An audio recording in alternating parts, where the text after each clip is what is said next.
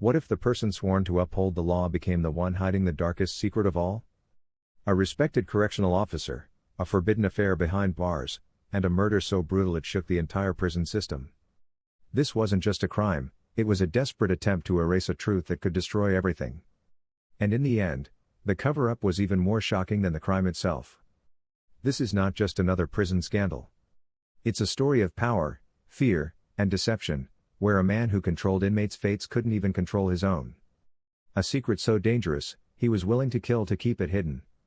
But no matter how carefully he tried to erase the truth, the walls were always watching, and so was justice. Welcome to True Crime Exposed, where we uncover the darkest secrets behind the most shocking crimes. If you think you've seen it all, this case will make you question everything. Stay with us as we peel back the layers of a crime that proves the truth always comes to light, no matter how hard someone tries to bury it. Desmond Tate was everything a correctional officer was supposed to be, at least on paper. At 40 years old, he carried himself with the discipline of a former soldier, a man who had served in the military before trading in his camouflage for a badge. His reputation at Claiborne Correctional Facility was built on respect, control, and fear. He ran the prison with an iron grip, ensuring that inmates followed the rules and officers stayed in line. His fellow guards saw him as a model officer, someone who never let his emotions get in the way of duty. No favoritism, no bending the rules, no weakness. Outside the prison walls, Desmond played the role of the perfect family man. He had been married for 15 years to his devoted wife Latasha, and together they raised 2 children in a quiet middle-class neighborhood. He was a deacon at his church, a man who spoke about discipline, morality, and the importance of family values to everyone who knew him. He was a man of order and integrity. But behind the uniform, behind the sermons, behind the carefully built image, Desmond Tate was hiding a truth he couldn't face. Claiborne Correctional Facility wasn't just his workplace, it was his hunting ground. For years, whispers floated through the prison halls about Officer Tate and the way he treated certain inmates differently. His watchful eyes lingered too long, his presence in certain areas of the prison seemed too convenient. Some inmates swore they had seen him slipping into cells late at night, but no one dared speak too loudly because Desmond Tate wasn't just feared, he was untouchable. He had built a fortress around his secret, convincing himself that no one would ever know that he was always in control. But what happens when the enforcer becomes the one breaking the rules? What happens when the one who punishes criminals becomes the very thing he condemns? Desmond Tate thought he had mastered the art of deception, but secrets, especially the deadly ones, always find their way to the surface. In the world of Claiborne Correctional Facility, power was everything, and Rico Valentine knew exactly how to wield it. At 29 years old, Rico had a charm that was impossible to ignore. He wasn't like the other inmates. He walked through the prison halls with a swagger that defied the very nature of his confinement. He wasn't scared, he wasn't ashamed, and he refused to be broken. Unlike most men locked away behind steel bars, Rico was openly gay, a fact that made him both a target and a mystery in a place where pride could get you killed. He refused to shrink into the background. He carried himself with the same confidence and charisma that had made him a legend in the streets before prison. Rico lived fast, money, parties, and influence flowed through his hands like water. He had been arrested on drug-related charges, but even behind bars, he never lost his edge. He had a reputation: if you needed something, a favor, protection, a secret kept, Rico could make it happen. The guards hated him for it, but most of them played along. They knew that Rico had connections both inside and outside the prison walls. And then there was Desmond Tate. The first time Desmond saw Rico, he felt it immediately: the tension, the disgust, the undeniable pull. Desmond despised Rico, or at least that's what he told himself.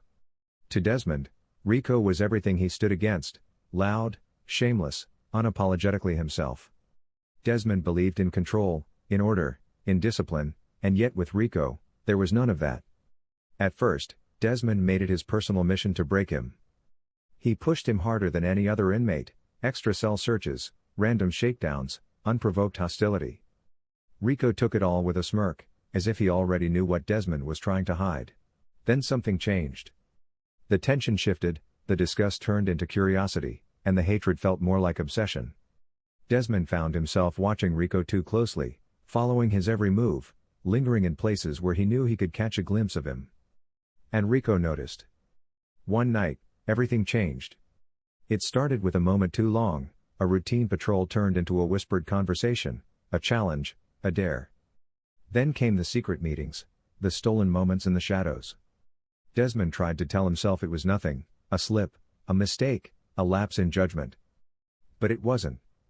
It was something more, something neither of them could deny. The law enforcer was now entangled in the very thing he condemned most. Rico knew too much.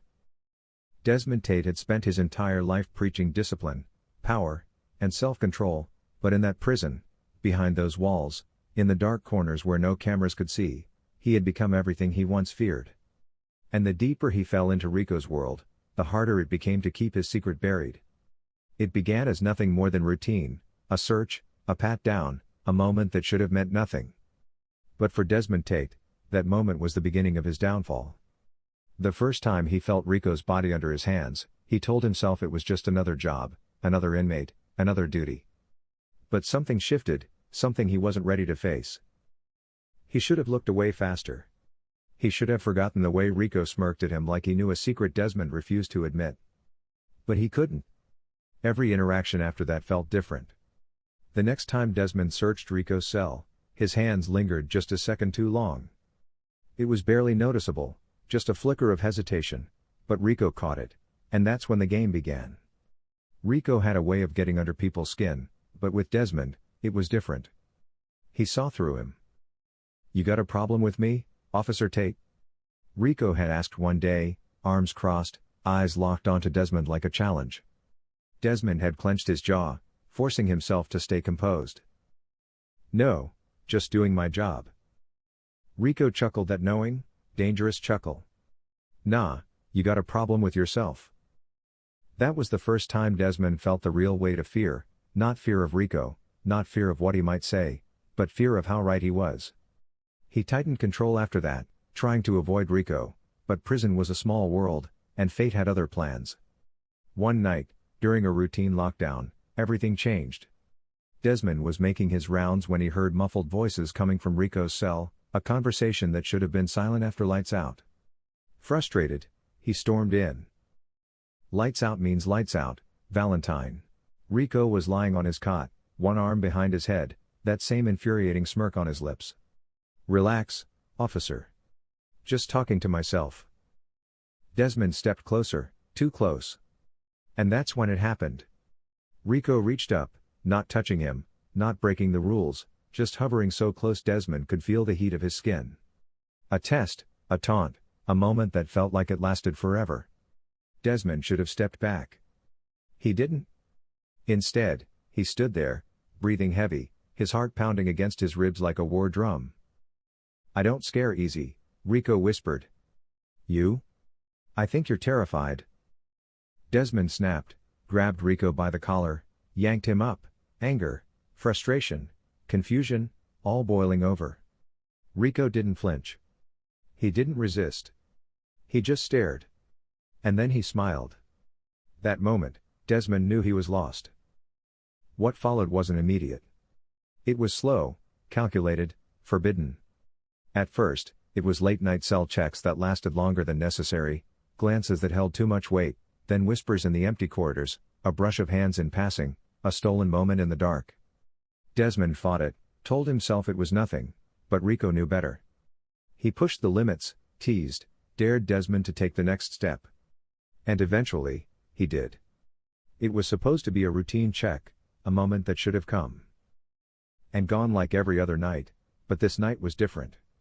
The prison was quieter than usual. Most of the inmates were asleep, the halls dimly lit by flickering fluorescent lights. Desmond Tate should have been finishing his rounds. He should have been anywhere else but standing outside Rico Valentine's cell, heart pounding, palms slick with sweat. Rico was waiting. He always was.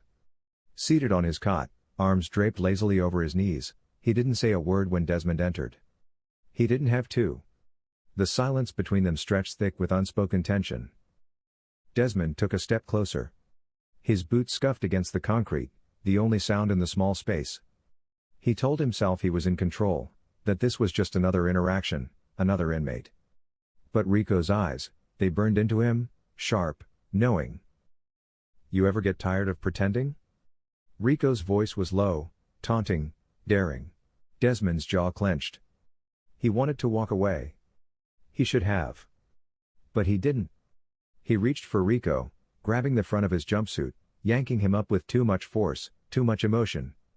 Rico let him, a breath, a pause, a moment where the world outside that cell didn't exist. Then, without thinking, without logic or restraint, Desmond's lips crashed against Rico's. It wasn't gentle. It was desperate, messy, a release of years of denial and frustration. Rico responded immediately. His hands gripping Desmond's uniform, pulling him in, matching his hunger. For the first time in his life, Desmond wasn't the one in control, and he liked it. That night was the first, but it wasn't the last. At first, they thought they were careful, late nights, empty hallways, dark corners. But secrets don't stay hidden in prison, not for long. It started small, side glances from inmates, a smirk from a fellow officer, conversations that went silent when Desmond walked in. Then came the direct comments. "Yo, Tate, you've been getting real close. Close with Valentine. You got a favorite in here, officer?" Desmond ignored them at first, brushed them off as inmates stirring trouble. But deep down, he knew people were watching, people were talking. One night, another officer, Sergeant Willis, pulled him aside. "You need to be careful, Tate. The warden's been hearing things." Hearing what? Desmond wanted to ask, but he already knew the answer. Fear settled in, a fear he hadn't felt before. Not fear of getting caught, but fear of what it meant if the rumors were true. Paranoia crept in. Desmond started avoiding Rico, cut off the late nights, stopped the stolen touches, ignored the tension that never really went away. But it wasn't enough. One morning, after waking up drenched in sweat, with swollen glands and aching joints, Desmond felt the first wave of panic. He convinced himself it was stress. Maybe the guilt was finally eating him alive. But then the fatigue worsened, the headaches, the lingering flu-like symptoms, and then came the weight loss. People noticed. Even his wife. "You're not yourself, Desmond. Maybe you should see a doctor." The words hit harder than he expected. He had no choice. He had to get tested. At the Claiborne Correctional Medical Unit, Desmond sat in the cold, sterile room, his heart pounding in his chest. The nurse barely looked at him as she prepped the needle. "Routine screening, Officer Tate. Just need a blood sample." Routine. That's what he told himself. The test was called the fourth-generation HIV test, one of the most advanced, able to detect both HIV antibodies and antigens in the blood, even in the early stages of infection. A tiny vial of blood, that's all it took. And then the wait began. 3 days later, the results were in, HIV positive. His stomach dropped, his vision blurred. His world, everything he built, everything he believed about himself, shattered in an instant. He barely heard the doctor's voice explaining treatment options, viral loads, CD4 counts. None of it mattered because in Desmond's mind, there was only one person to blame, Rico Valentine. Desmond Tate's secret had finally caught up to him.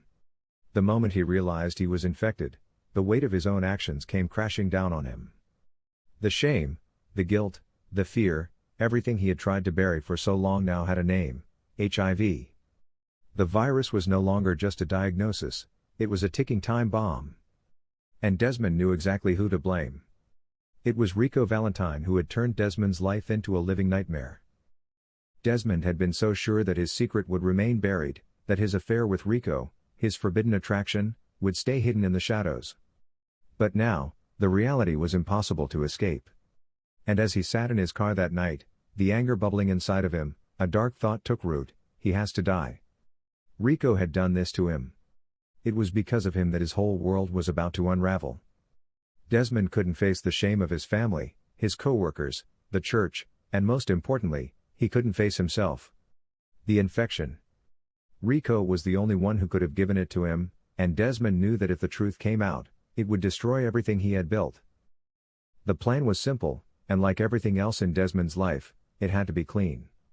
The way he would execute it had to be flawless. A murder was never the goal, but in the heat of his rage, it became the only solution. He found out Rico would be working a night shift alone in his cell. Desmond had spent the entire day pacing, rehearsing what he would do. His mind kept playing out the same horrific scenario. But the deeper he dug into his thoughts, the clearer it became: no one would ever know. At 10:15 p.m., Desmond's shift began. He walked through the halls of Claiborne Correctional Facility like he had done 1,000 times before. His uniform was spotless, his gun holstered at his side. And his mind was sharp, but underneath the routine, there was a darkness bubbling just below the surface. Desmond knew this night would be different. He made his way to Rico's cell.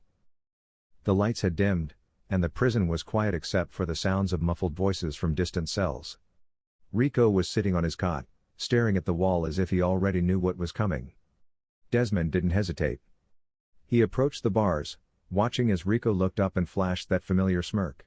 "Officer Tate," Rico said, his voice dripping with that same cocky confidence that always drove Desmond mad. Desmond said nothing in return. Instead, he unlocked the door and stepped inside the cell. The door shut behind him, the sound echoing through the empty hallway. Rico stood up, the playful smirk never leaving his face. "What is this, Tate? You here to finish what we started?" He took a step closer to Desmond, testing him as usual, the tension thick between them. Desmond's hands shook, but he gripped the gun firmly. "This is the only way," he told himself. His heart was racing. He couldn't go back. There was no other choice. "You've ruined me," Desmond spat, his voice shaking with anger. "I'm not the one who should be ashamed. You are. You infected me. You made me do things I never should have done." Rico's face shifted. The cocky grin fell for a moment. Desmond could see the flicker of recognition in his eyes, realization that something wasn't right. But it was too late for him. Desmond had made his decision. "You don't understand," Desmond continued, his words coming faster now, driven by desperation. "I had everything, my family, my career, my dignity, all of it, and you destroyed it." Rico's voice softened, a hint of sympathy in his eyes. "Desmond, you didn't have to." But Desmond cut him off. "I have nothing left, Rico. Nothing but this." And with that, Desmond drew his gun. The crack of the shot rang through the cell, and Rico collapsed onto the floor, his body jerking as the bullet tore through his chest. Blood pooled around him in an instant. Desmond stood frozen for a moment, staring at what he had done. His hands were still shaking, the gun heavy in his grip. Rico's eyes were wide with shock, but the life quickly drained from him. He tried to speak, but the words never left his mouth. Desmond stood over him, watching the life slip away in the silence that followed. Desmond knew there was no turning back. He hadn't just killed an inmate, he had destroyed a part of himself. The anger had clouded his judgment, and now there was no way to undo the damage. But as Desmond stood there, watching Rico's blood soak into the concrete floor, another thought began to settle in. This wasn't just about the affair or the HIV. This was about Desmond's need for control. The man who once prided himself on being above reproach was now just another man with blood on his hands. He quickly wiped the gun with a cloth, making sure there was no trace of his fingerprints. He stepped out of the cell and locked the door behind him. The deed was done. Desmond Tate had just committed murder, and for what? To protect his secret, to erase his guilt. But as the hours ticked on and the weight of the crime settled heavily on him, Desmond knew one thing for sure: he would never escape what he had done.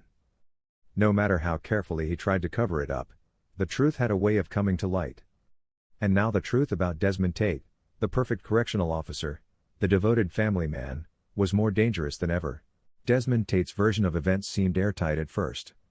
When he reported the murder, he claimed that he had responded to a routine situation in the cell. Rico Valentine had become agitated and violent, prompting Desmond to act in self-defense. The story was predictable: officer doing his duty, inmate escalating to violence, and a necessary response to preserve order. To most, it seemed plausible.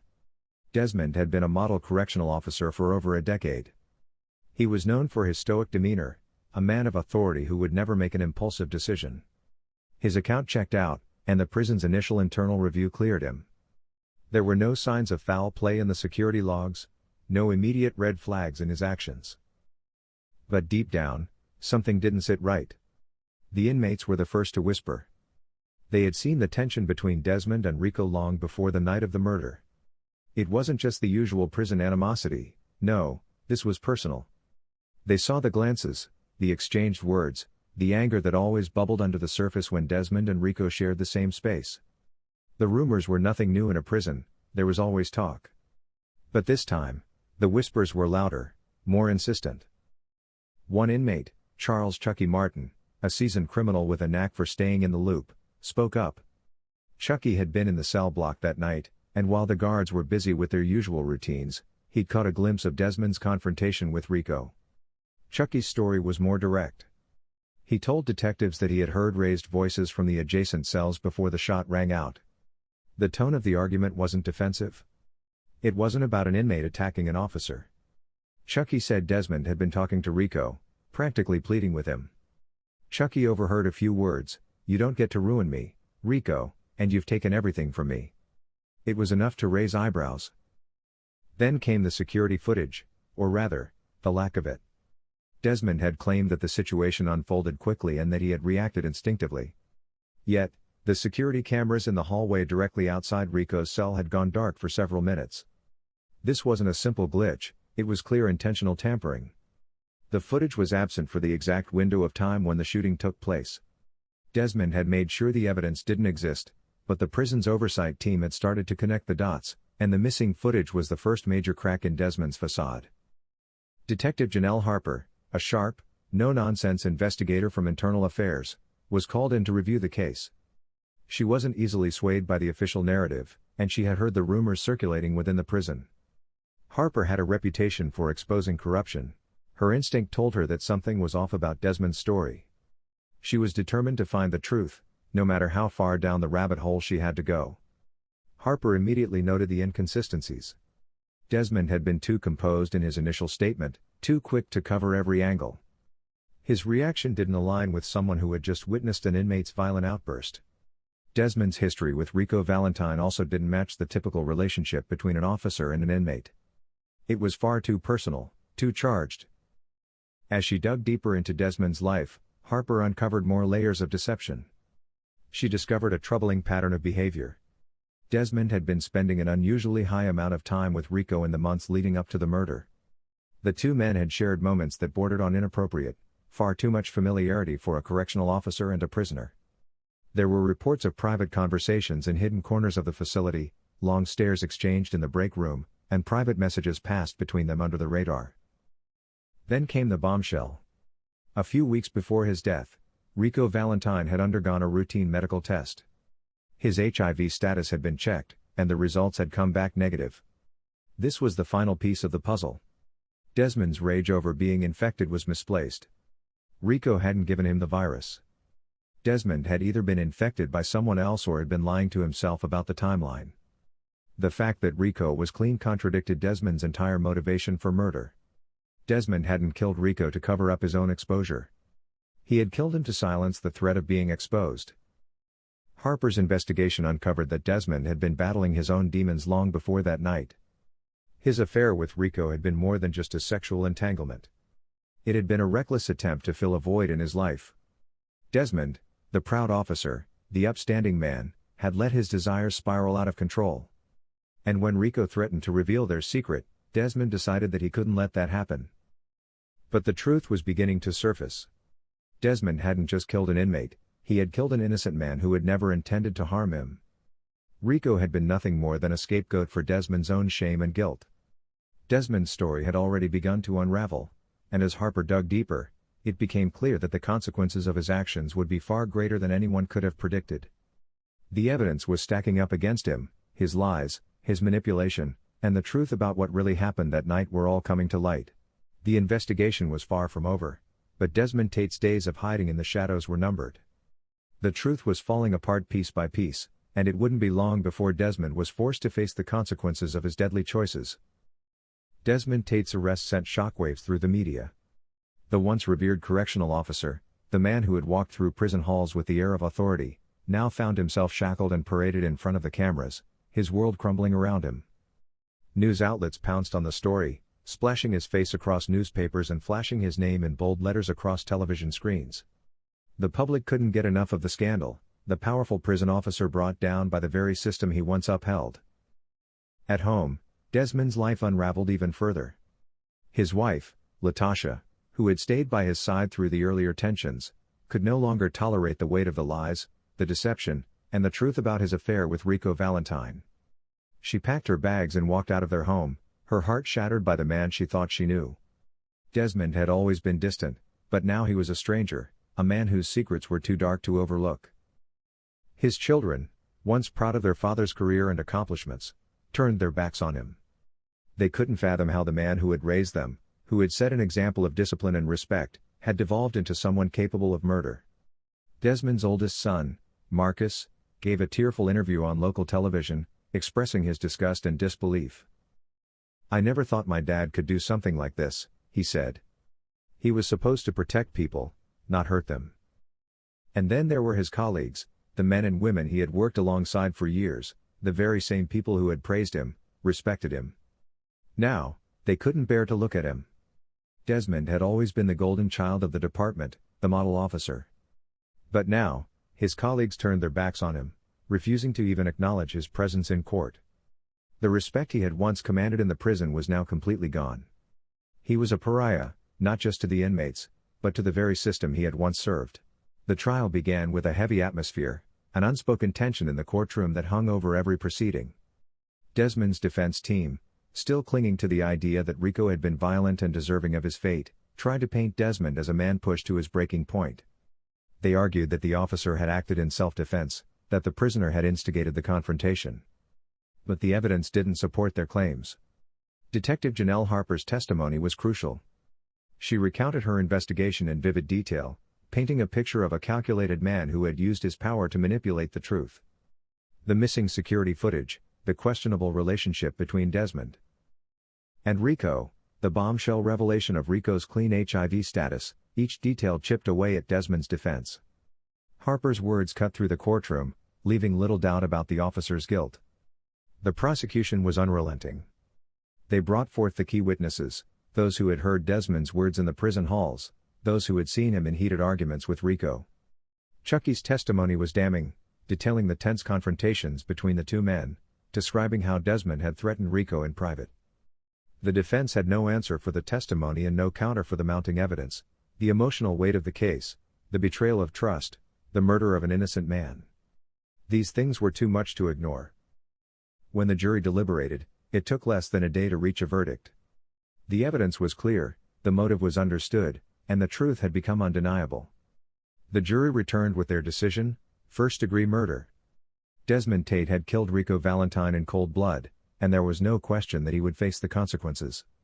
The judge, a stern figure with years of experience, didn't mince words as he handed down the sentence: life in prison, no parole, no chance at redemption. Desmond's fate was sealed. As the gavel came down, Desmond sat motionless, his face betraying no emotion. There were no tears, no remorse in his eyes, just the cold, hard realization of what he had done. The once proud officer was now nothing more than a criminal, reduced to the same status as the very inmates he had once controlled. The ultimate irony of Desmond's sentence was impossible to ignore. The man who had been responsible for maintaining order within the prison system, the one who had been the ultimate authority figure, was now reduced to just another inmate. He would face the same brutality, the same violence, the same struggles as those he had once held in his grasp. His power had evaporated. His role in the system, gone. In the prison, Desmond would be stripped of his uniform, his rank, his privileges. He would no longer be an officer. The man who once controlled others was now controlled. His days of holding sway over the inmates were over. In fact, he would likely find himself at the mercy of those he had once overseen. The irony was thick, as every day he would face the harsh realities of the very system he had manipulated. As Desmond was escorted out of the courtroom, the silence was deafening. The world around him had changed, and all he had left was a life behind bars. The betrayal he had committed against Rico, his family, and the entire justice system had finally caught up with him. There was no escaping it now. Desmond Tate would pay for his actions, just like every other criminal who had ever walked through the prison doors he had once guarded. But unlike the inmates he had once held in control, Desmond had no power to manipulate the system. He was at its mercy now. And as he was led to the holding cells, Desmond Tate knew one thing for certain: his life would never be the same again. Desmond spent his life hiding who he really was. He chose violence over truth, hatred over acceptance, and in the end, it destroyed him. Rico didn't deserve to die, but Desmond couldn't let the world see who he really was. How far will people go to protect a lie? Do you think Desmond was a victim of his own self-hatred, or was he simply a murderer trying to cover his tracks? What would have happened if he had just accepted the truth? If you found this case shocking, disturbing, and eye-opening, make sure you subscribe to True Crime Exposed. Hit that like button, share your thoughts in the comments, and stay tuned for more.